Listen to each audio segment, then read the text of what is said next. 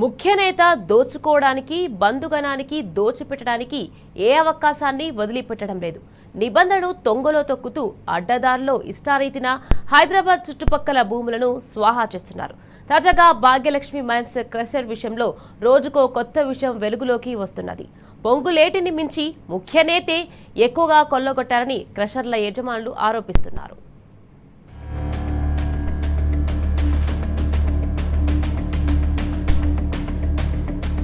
ముఖ్య నేత తన బంధుగణానికి దోచిపెట్టడానికి ఏ అవకాశాన్ని వదిలిపెట్టడం లేదు. నిబంధనలు తుంగలో తొక్కుతూ అడ్డదారుల్లో ఇష్టారీతన దోచిపెడుతున్నారు.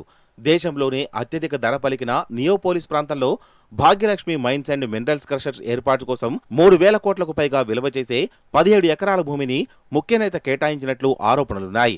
కాగా ఈ క్రషర్ విషయంలో రోజుకో కొత్త విషయం వెలుగులోకి వస్తోంది. ఏ రకంగా చూసినా క్రషర్ ఏర్పాటు చట్టవిరుద్ధమని, అయినా చాలా చాకచక్యంగా చట్టానికి చిక్కకుండా అనుమతులు సాధించుకున్నారని ఆరోపిస్తున్నారు. సామాన్యులకు ఎట్టి పరిస్థితుల్లోనూ సాధ్యం కాని తరహాలో ప్రత్యేక అనుమతులు వచ్చాయని చెప్తున్నారు. ఉమ్మడి రాష్ట్రం మొదలు ఇప్పటి వరకు ఏ సంస్థకు కూడా ఇలాంటి మినహాయింపులు లభించలేదని స్పష్టం చేస్తున్నారు. నిబంధనలకు పూర్తిగా తుంగలో తొక్కి ఏర్పాటు చేసిన ఈ క్రషర్ ద్వారా ముఖ్యనేత తన బంధువుల ద్వారా నెలకు 2 కోట్లు దండుకుంటున్నట్లు ప్రచారం జరుగుతోంది.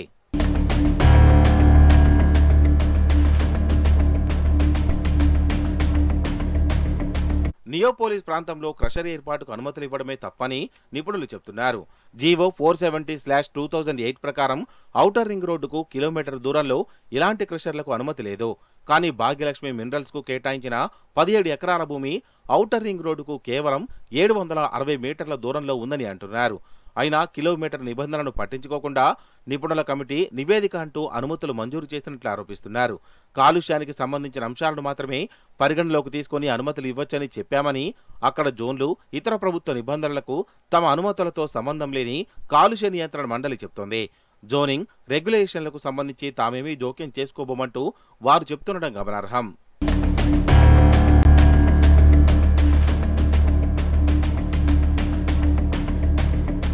భాగ్యలక్ష్మి మైన్స్ అండ్ మినరల్స్ నియోపోలిస్లోని 17 ఎకరాలను హెచ్ఎండిఏ ఏ ప్రాతిపదికన కేటాయించిందనేది ఇప్పటికీ బయటికి రావడం లేదు. ఒకవేళ లీజుకు ఇచ్చారనుకుంటే లీజు మొత్తం ఎంతో హెచ్ఎండిఏ ప్రకటించలేదు. ఇక్కడ ఎకరం భూమిని 170 కోట్లకు ప్రభుత్వం వేలంపాటలు అమ్మింది. హెచ్ఎండిఏ నిబంధనల ప్రకారం ఎక్కడైనా హెచ్ఎండిఏ తమ భూమిని ప్రైవేట్ వ్యక్తులకు లీజుకిస్తే ఆ భూమి విలువలో 10వ వంతు ఏడాదికి లీజుగా చెల్లించాల్సి ఉంటుంది. ఈ లెక్కన ఎకరానికి 17 కోట్ల చొప్పున 17 ఎకరాల భూమికి ఏడాదికి 290 కోట్లను లీజుగా హెచ్ఎండిఏకు చెల్లించాల్సి ఉంటుంది. కానీ హెచ్ఎండిఏ ఎంత మొత్తానికి లీజుకిచ్చింది, ఇప్పటి వరకు ఎంత చెల్లించారనే అంశంలో గోప్యత పాటిస్తోంది. 290 కోట్లు వసూలు చేస్తున్నారా, ఏమైనా మినహాయింపులు ఇచ్చారా అన్నది ప్రశ్నగానే మిగిలిపోయింది.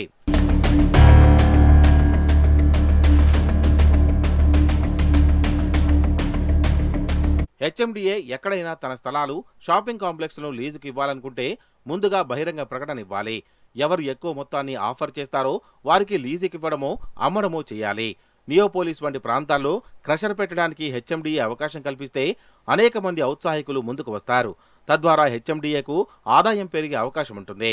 ఇక్కడ సర్వే నెంబర్లు 239, 240లోని PQ ప్లాట్లలోని 17 ఎకరాలు కీలకమైన ప్రాంతాల్లో ఉన్నాయి.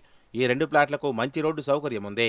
కాబట్టి ఇక్కడ క్రషర్ ఏర్పాటు బహిరంగ ప్రకటన చేస్తే అనేక సంస్థలు పోటీపడి దక్కించుకునే అవకాశం ఉందని నిపుణులు చెబుతున్నారు. కానీ అలాంటిదేమీ లేకుండానే భాగ్యలక్ష్మి సంస్థకు కట్టబెట్టారని ఆరోపిస్తున్నారు.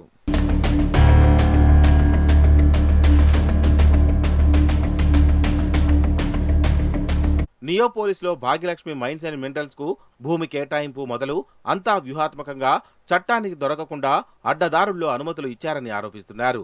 నియోపోలిస్లోని 17 ఎకరాల్లో ఉన్న రాళ్లను క్రషింగ్ చేయడానికి అనుమతి కోరుతూ Bhagyalakshmi mines and minerals 2024 September 11న పీసీబీకి దరఖాస్తు చేసుకుంది.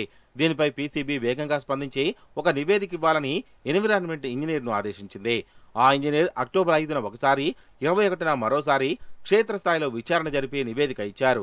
ఔటర్ రింగ్ రోడ్డుకు కిలోమీటర్ లోపు ఎలాంటి క్లస్టర్లను పెట్టేందుకు అనుమతి లేదని స్పష్టంగా చెప్తూనే నిపుణుల కమిటీ అభిప్రాయం ప్రకారం చేస్తే బాగుంటుందనే ఉపాయాన్ని సూచించారు. పీసీబీ వెంటనే నవంబర్ 6న ఈ క్రషర్పై చర్చించడమే ప్రధాన ఎజెండాగా సిఎఫ్ఈ మీటింగ్ పెట్టి నిపుణుల కమిటీ ఏర్పాటు చేయాలని నిర్ణయించారు. 3 రోజుల్లోనే నవంబర్ 9న నిపుణుల కమిటీ ఏర్పాటు చేసింది. ఈ కమిటీ నవంబర్ 12న క్షేత్రస్థాయి పర్యటనకు వెళ్లింది. ఆ తర్వాత కేవలం 6 రోజులకే అంటే నవంబర్ 18న నివేదిక ఇచ్చింది. తర్వాత నవంబర్ 26న జీపీఎస్ కోఆర్డినేటర్లను కూడా ఫిక్స్ చేశారు. తొలుత 10 ఎకరాల పేరుతో వచ్చిన దరఖాస్తు ఆ తర్వాత 17 ఎకరాలకు మారింది. తర్వాత నవంబర్ 27న సిఎస్ఈ సమావేశం జరిగింది. అక్కడంతా ఓకే అనుకుని న్యాయ సలహా తీసుకుందామని నిర్ణయించారు. సలహా కోసం డిసెంబర్ 18న అడ్వకేట్ జనరల్కు లేఖ రాశారు. 2025 జనవరి 28న అక్కడ మొబైల్ స్టోన్ క్రషర్ పెట్టుకోవచ్చని ఏజీ సలహా ఇచ్చారు.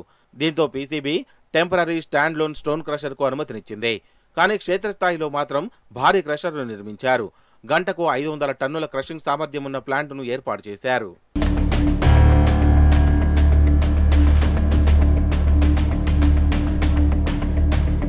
నిబంధనల ప్రకారం క్రషింగ్ వద్ద రెడీమిక్స్ ప్లాంట్ పెట్టేందుకు అనుమతి లేదు. కానీ భాగ్యలక్ష్మి మైన్స్ అండ్ మినరల్ సంస్థ రెడీమిక్స్ ప్లాంట్ను ఏర్పాటు చేసింది. క్రషర్ చుట్టుపక్కల ఉన్న నిర్మాణ సంస్థలు ఈ ప్రాంతాల్లో జరిగే నిర్మాణాలన్నింటికీ ఇక్కడి మెటీరియల్ రెడీమిక్స్ కొనాలని అనధికారికంగా ఆదేశాలు కూడా వెళ్లాయని సమాచారం. అలాగే నిబంధనల మేరకు ఈ ప్లాంట్కు నియోపోలిస్లో ఉన్న రాళ్లను మాత్రమే వాడుకోవాలి. కానీ రోజు చుట్టుపక్కల ప్రాంతాల నుంచి మెటీరియల్ తీసుకొచ్చి ఇక్కడే క్రషింగ్ చేసి అమ్ముతున్నారని స్థానికులు చెప్తున్నారు. రాయల్టీ విషయంలోనూ భాగ్యలక్ష్మి మైన్స్ అండ్ మినరల్స్ కు భారీగా మినహాయింపులు ఇచ్చారంటూ ప్రచారం జరుగుతోంది. క్రషర్ వ్యవహారం పెద్ద ఎత్తున విమర్శలు వెల్లువెత్తుతున్నా ఇప్పటి వరకు అధికారులు నోరు మెదపడం లేదు.